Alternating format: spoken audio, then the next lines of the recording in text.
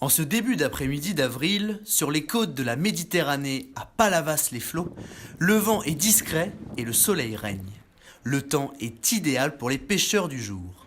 Entre l'espadon, la sole ou encore la pêche au filet se trouve le Jean-Marie André II. Ce bateau qui a plus de 50 ans s'apprête une fois de plus à affronter les vagues. Aujourd'hui, l'équipage prend la mer pour aller pêcher le thon. Pour Jean-Marie, la pêche, c'est dans le sang. Le métier de pêcheur, il s'apprend très jeune. Comme moi, j'ai commencé à l'âge de 14 ans et il faut l'avoir dans le sang. Tu n'aimes pas, si tu n'aimes pas la pêche, c'est pas la peine de la faire. Au bout de 2 ou 3 ans, tu abandonnes. On en a vu tout au long de notre vie. Donc déjà, il faut être bien en place dans la tête, dans les jambes et dans le corps. Quand l'heure du départ approche, les troupes s'activent. Regarde, bébé, je t'ai pris des gammes.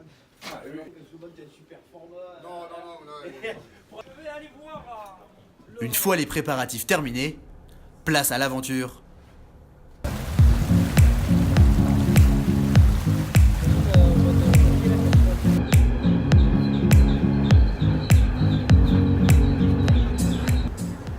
Après 1h30 de navigation, c'est l'heure de la jetée.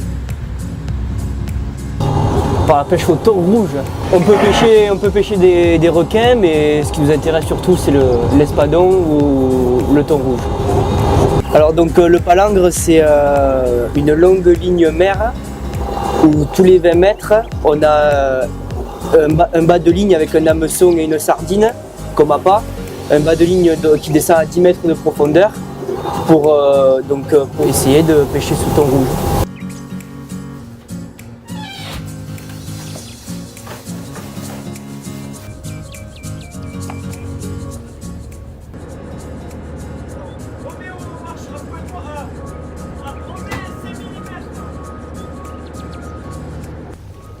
Une fois les 900 hameçons jetés et la dernière balise lancée, place à la patience et au repos pour les membres de l'équipage. Regarder la télé, manger un morceau ou bien simplement admirer le coucher du soleil, voilà comment on passe le temps à plus de 40 km des côtes sur une mer qui s'assombrit au fil des heures. Le ciel recouvert de son drap noir, il est l'heure d'enfiler sa tenue de pêche et d'allumer les projecteurs. La bonne humeur règne avant la levée.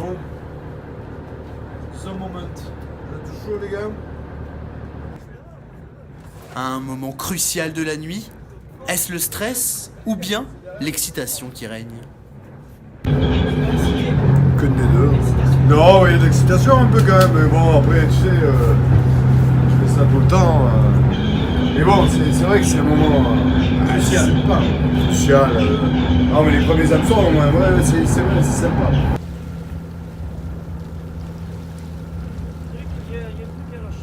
Alors ce qu'il fait là, il est en train de lever donc, la palangre. Donc on voit ce qui tombe là, c'est la ligne mer, donc comme j'ai décrit tout à l'heure, avec donc un bas de ligne.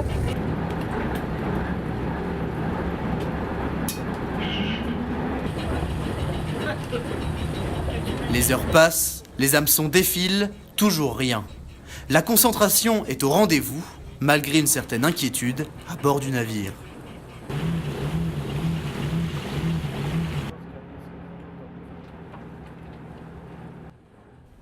Il est 23h30, le dernier hameçon vient d'être raccroché, aucun thon ne sera ramené ce soir. C'est fini là. Là c'est fini, ça y est, maintenant on plie, on rentre en fond parce qu'on a plein le cul.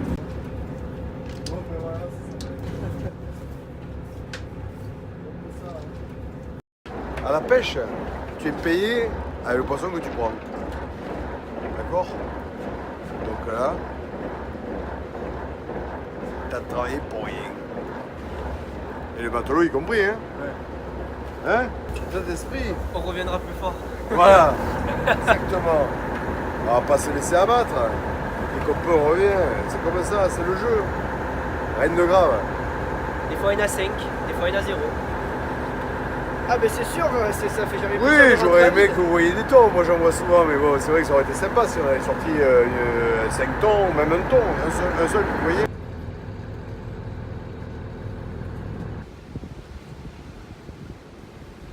Le retour au port se fait dans le silence le plus complet. L'équipage sûrement un peu déçu du bilan de cette longue journée. Quoi qu'il en soit, si ce soir l'équipe rejoint Palavas les mains vides, la saison du thon, elle, est encore longue et promet des jours meilleurs.